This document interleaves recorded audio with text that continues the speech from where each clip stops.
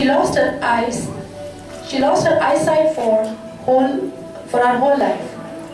She believed it was permitted by the Lord to fulfill His plan for her life. I faced trial after trial, yet I trusted in God. God gave me grace in every trial to compose inspirational hymns. Fanny's life is one tragedy turned into triumph. We see how God loved, saved, protected, provided, and made her a blessing to the whole world. Her rich legacy of melodious hymns are incredible and breathtaking. There is no limit to the love and grace of God.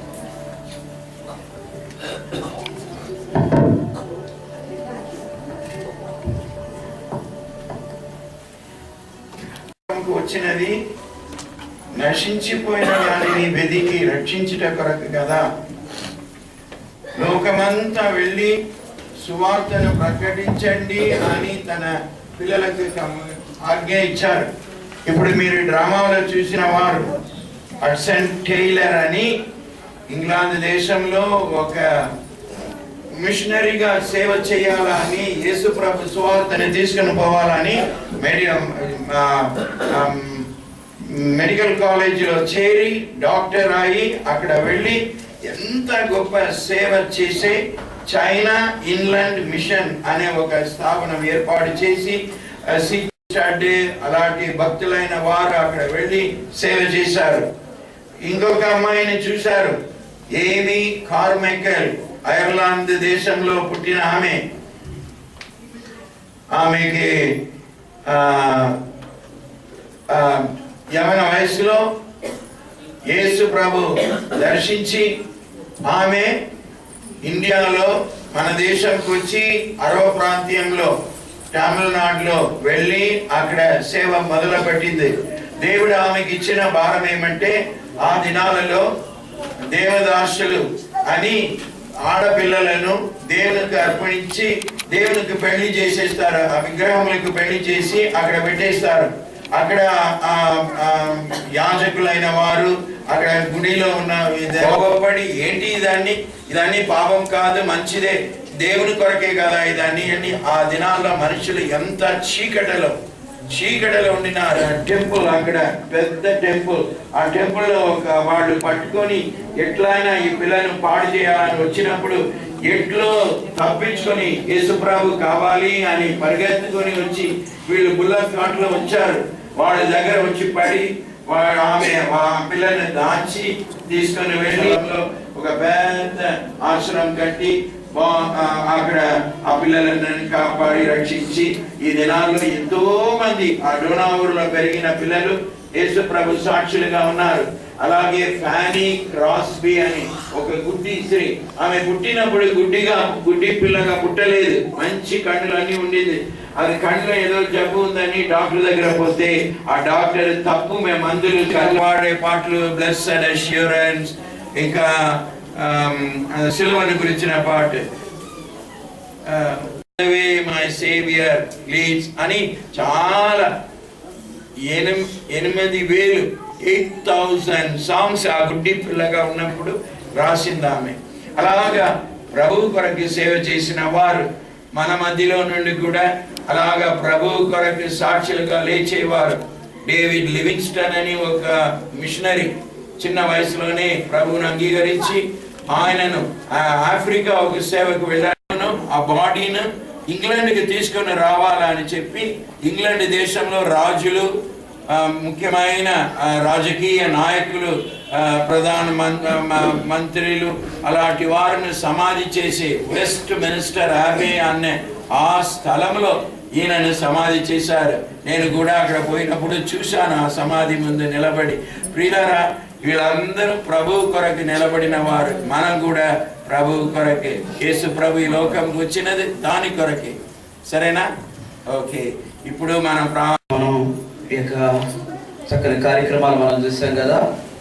మరి ఈ సమయంలో యేసు క్రీస్తు కూడా ఎందుకు ఈ లోకానికి వచ్చారో కొద్దిగా దేవుని యొక్క వాక్యాన్ని కూడా ధ్యానించుకుందాం, ప్రార్థన చేసుకుందాం. పరిశుద్ధుడా ప్రేమ కలిగినటువంటి తండ్రి, నాయన ఈ క్రిస్మస్ ఆనందం హృదయపూర్వకంగా నాకు మాకు అందరూ కూడా మీరుగా దయచేయమని అడుగుతున్నాం. ఎందుకైతే ఈ లోకానికి వచ్చినావో ప్రభా, హృదయపూర్వకంగా నేను తెలుసుకునేటువంటి భాగ్యం ప్రతి ఒక్కరూ కూడా మీరుగా దయచేయమని అడుగుతున్నాం. నాయన నన్ను మరుగుపరిచి మీ యొక్క ఆత్మ ద్వారా మాట్లాడమని వేడుకొనుచున్నాం. చీకటి శక్తులను, అపవిత్ర శక్తులను గద్దించి బలమైనటువంటి నీ యొక్క ఆత్మ మా మధ్య నడిపిస్తారని మా ప్రభువును ప్రియరక్షకుడైన యేసుక్రీస్తు నామమున పేరట వేడుకొనుచున్నాము తండ్రి, ఆమేన్. దేవుని యొక్క వాక్య భాగంలో లూకా సువార్త 2వ అధ్యాయము 10వ వచనాన్ని చదువుకుందాం. అయితే ఆ దూత, భయపడకుడి, ఇదిగో ప్రజలందరికీ కలుగబోవు మహా సంతోషకరమైన సువార్తమానము నేను మీకు తెలియజేయుచున్నాను. దావీదు పట్టణమందు నేడు రక్షకుడు మీ కొరకు పుట్టి ఉన్నాడు, ఈయన ప్రభువైన క్రీస్తు. దేవుని యొక్క దూత గొర్రెల కాపరుల దగ్గరకు వచ్చినప్పుడు యొక్క శుభవార్తమానం తెలియజేస్తుంది. శుభవార్త అనగానే వెంటనే ప్రతి ఒక్కరూ కూడా మనకు సంతోషం, ఆనందం కూడా కలుగుతుంది. దూత, భయపడకుడి, ఇదిగో ప్రజలందరికీ కలగబోవు మహా సంతోషకరమైన సువార్తమానము నేను మీకు తెలియజేయుచున్నాను. దావీదు పట్టణమందు నేడు రక్షకుడు మీ కొరకు పుట్టి ఉన్నాడు. ఈ యొక్క సంతోషం ఒక్కరికే కాదు కానీ చిన్న బిడ్డలైనటువంటి వారికి, పెద్దలైనటువంటి వారికి, చదువులేనటువంటి వారికి, చదువు ఉన్నటువంటి వారికి, ఉద్యోగస్తులకు, ఆస్తిపరులైనటువంటి వారికి, వ్యాపారం చేస్తున్నటువంటి వారి ప్రతి ఒక్కరు కూడా ఈ యొక్క శుభవార్త, దూత చెప్పినటువంటి శుభవార్త ప్రతి ఒక్కరు కూడా ఇది మహా సంతోషకరమైనటువంటి శుభవార్తమానము. కారణము, నేడు రక్షకుడు మీ కొరకు పుట్టి ఉన్నాడు. ఎవరి రక్షకుడు? ఆయన ఆశ్చర్యకరుడు. ఎందుకంటే ఆయన ఆశ్చర్యకరుడు, ఆయన కన్య మరియకు పుట్టినటువంటి వారు కనుక ఆయన ఆశ్చర్యకరుడు. వివాహం లేకుండా పరిశుద్ధాత్మ వలన జన్మించినటువంటి వారు గనక ఆయన ఆశ్చర్యకరుడు.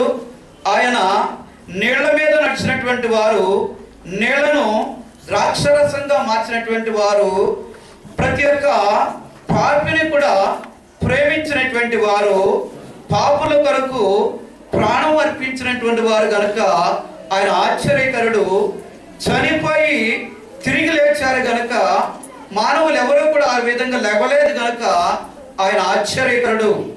కనుక ఆలోచనకర్త, మనలను తగినటువంటి ఆలోచనలు ఇచ్చి నడిపించేటువంటి వారు, బలవంతుడైనటువంటి దేవుడు. ఆయన ఈ లోకంలో ఉన్నటువంటి మనుషుల కంటే శక్తి కలిగినటువంటి బలమైనటువంటి దేవుడిగా ఉన్నటువంటి వారు. పరిశుద్ధ గ్రంథంలో కూడా చూసినట్లయితే అనేక బలమైనటువంటి కార్యాలు చేసినటువంటి వారుగా ఉన్నారు. నిత్యుడగు తండ్రి, ఈ లోకంలో ఉన్నటువంటి తల్లిదండ్రులు అనేటువంటి వారు కొద్ది కాలం ఉండి తర్వాత ఈ లోకంలో లేకపోవచ్చునేమో, కానీ ఆయన ఎల్లప్పుడూ కూడా కలిగి ఉండేటువంటి తండ్రిగా ఉన్నటువంటి వారు. సమాధాన కర్త, మనకు సమాధానాన్ని కలిగించడానికి ఈ లోకానికి వచ్చినటువంటి వారుగా ఉన్నారు. తండ్రికి మనం శత్రువులుగా ఉన్నప్పుడు తండ్రిని మనకు సమాధానం ఇవ్వటానికి ఈ లోకంలో మరి మన కొరకు తన ప్రాణం అర్పించినటువంటి వారుగా ఉన్నారు. దయచేసి గమనించినట్లయితే, ఇంకా ఆయన చేసినటువంటి కార్యాలు చూసినట్లయితే, ప్రతి ఒక్క మానవుని యొక్క పాపులను రక్షించడానికి ఈ లోకానికి వచ్చినటువంటి వారుగా ఉన్నారు.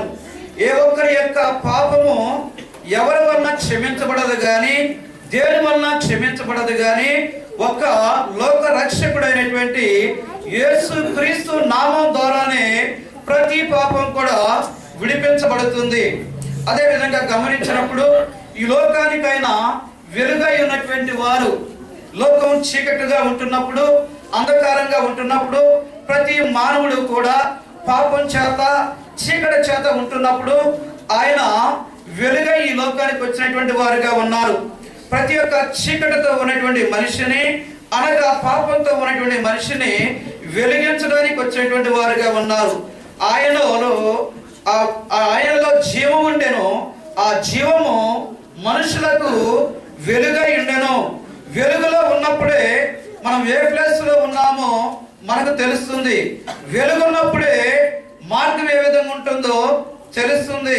వెలుగున్నప్పుడే ఏ మార్గాన్ని వెళ్ళాలో కూడా తెలియజేయబడుతుంది. కనుక ఆయన పాపుల రక్షకుడిగే కాకుండా ఆయన లోకానికి వెలుగుగా ఉన్నటువంటి వారుగా వచ్చినటువంటి వారుగా ఉన్నారు. అదే విధంగా మానవుని యొక్క క్రయధనంగా మానవుని యొక్క పాప శాపాలను విడిపించడానికి, మనల్ని విమోచించడానికి ఆయన వచ్చినటువంటి వారుగా ఉన్నారు. బంధించబడిపోయినటువంటి ప్రతి ఒక్క వ్యక్తులను బట్టి, విమోచన లేనటువంటి పరిస్థితుల్లో ఉన్నటువంటి వ్యక్తులను బట్టి, నిస్సహాయ స్థితిలో ఉన్నటువంటి వ్యక్తులను బట్టి, బంధకాల్లో నలుగుతున్నటువంటి వారిని బట్టి, నిరాశ నిస్పృహలో ఉన్నటువంటి వారిని బట్టి, దుఃఖంతో, వేదనతో, చింతలతో, సమాధానం లేకుండా బంధించబడిపోయినటువంటి అలవాట్లతో ఉన్నటువంటి వారిని బట్టి ఆయన విమోచకుడిగా ఈ లోకానికి వచ్చినటువంటి వారుగా ఉన్నారు. తర్వాత గమనించినట్లయితే ఆయన ప్రధాన కాపరి, గొర్రెల కాపరి. అదే విధంగా గొర్రెల కాపరిగా మన ప్రాణం పెట్టడానికి వచ్చినటువంటి వారుగా ఉన్నారు. గొర్రెలు ఏ విధంగా అయితే కాపరి ఉన్నప్పుడు ఏ విధంగా అయితే నడుస్తాయో, అదే విధంగా యేసు క్రీస్తు కూడా ప్రధాన కాపరిగా ఉండి మనలను నడిపించడానికి వచ్చినటువంటి వారుగా ఉన్నారు. దయచేసి గమనించినట్లయితే ఈ యొక్క అంశాలన్నింటిని బట్టి మనం జ్ఞాపకం చేసుకున్నట్లయితే ఆయన లోక జనులందరికీ కలగబోవు మహా సంతోషకరమైనటువంటి శుభవార్తమానమని తెలియజేస్తున్నారు. దయచేసి గమనించినట్లయితే ఈ యొక్క సంతోషం అనేటువంటి ఈ యొక్క కార్యాల్లో మరియకు తెలియజేసినప్పుడు వెంటనే మరియా లోబడినటువంటి వ్యక్తిగా మనం చూస్తున్నాం. ప్రభు దాసురాలను నీ చిత్తమే జరుగును గాక. కనుక దేవునికి లోబడినటువంటి స్త్రీగా మనం చూస్తున్నాం. యోసేపు కూడా నీ భార్య అయిన మరియను చేర్చుకున్నటకు నీవు భయపడొద్దని చెప్పినప్పుడు దేవుని యొక్క మాటకు లోబడినటువంటి వాడిగా చూస్తున్నాం. దేవుని యొక్క సంతోషం అనేటువంటి, ఆనందం అనేటువంటి ఈ యొక్క ప్రతి ఒక్క విషయాలలో దేవుని బిడ్డలైనటువంటి వారు పాలు పొందినటువంటి వారుగా ఉన్నారు. ఇప్పుడు చదవనటువంటి వాక్య భాగంలో కూడా చూసినట్లయితే గొర్రెల కాపరులు కూడా వారికి తెలియజేసినప్పుడు సమస్తాన్ని కూడా విడిచిపెట్టి యేసు క్రీస్తును ఆరాధించడానికి వెళ్ళినటువంటి వారుగా ఉన్నారు. మన యొక్క జీవితాల్లో కూడా దేవుని యొక్క వర్తమానము మన యొక్క జీవితాలకు శుభవార్త కావాలి. వ్యక్తిగత జీవితాలకు శుభవార్త కావాలి. ఏ మనిషి ఇవ్వలేనటువంటిది, ఏ వ్యక్తి ద్వారా ఇవ్వలేనటువంటి గొప్ప సంతోషకరమైనటువంటి శుభవార్తమానము, ఆ మహా సంతోషకరమైనటువంటిది దేనిని తాకినా, దేనిని అనుభవించినా, దేనిని తీసుకున్నా అది కొంతకాలం వరకు పాతదైపోతుంది, కానీ నూతనత్వం అనేది ఉండదు. యేసయ్యను ఎవరైతే హృదయంలో చేర్చుకుంటారో దానికి మించినటువంటి సంతోషం ఈ లోకంలో కూడా ఏది కూడా లేదు. వీరందరూ కూడా ఈ యొక్క యేసుక్రీస్తు యొక్క జన్మాన్ని గురించి వీరందరూ పాల్గొన్నటువంటి వారుగా ఉన్నారు. కారణం వీరందరూ కూడా లోబడినటువంటి వారుగా ఉన్నారు. ఒకే ఒక్క వ్యక్తి యేసయ్య జననాన్ని గురించి చెప్పినప్పుడు తను భరించుకోలేకపోయినాడు. యేసుక్రీస్తుని ఆ యొక్క సంతోషాన్ని తీసివేసుకోలేకపోయినాడు. ఆ వ్యక్తి హేరోదు. నాకంటే మరొక రాజు ఉండటానికి వీల్లేదని చెప్పి 2 సంవత్సరాలుగా లోపు ఉన్నటువంటి పిల్లలందరినీ కూడా చంపివేసినటువంటి వారుగా ఉన్నారు. దయచేసి గమనించాలి, యేసుక్రీస్తు పుట్టుక సందర్భంగా అనేక మంది సంతోషించేటువంటి వారుగా ఉన్నప్పుడు హేరోదు హృదయ అంతర్భాగాన్ని తీసుకునేటువంటి వ్యక్తిగా ఉన్నటువంటి వాడుగా ఉన్నాడు. దయచేసి ఈ విషయాలను గమనించి మన యొక్క జీవితంలో క్రిస్మస్ వెళ్ళిపోతున్నవి. ఈ రోజున గొర్రెల కాపడం కలిగినటువంటి అనుభవాన్ని మనం కలిగి ఉన్నామా, లేక హేరోదు కలిగినటువంటి పరిస్థితులు మనం కలిగి ఉన్నటువంటి వారుగా ఉన్నామా? కేవలం ఆచారబద్ధమైనటువంటి క్రిస్మస్ అనుభవాన్ని కలిగి ఉన్నటువంటి వారుగా ఉన్నామా? దేవుని యొక్క శక్తిని అనుభవిస్తూ ఆయన నిజమైనటువంటి క్రిస్మస్ అనుభవించేటువంటి వారిగా ఉంటున్నామా?